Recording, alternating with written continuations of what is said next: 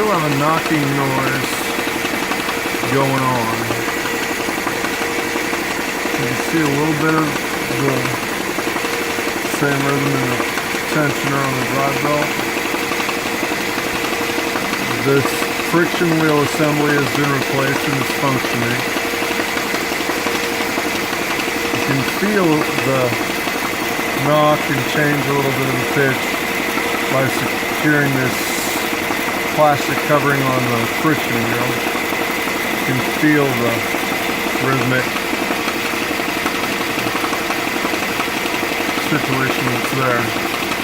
It's got to either be that water pump, either the pulley or the pump itself, or perhaps this harmonic balancer that doesn't really seem to present any kind of out of balance or out of rotation motion.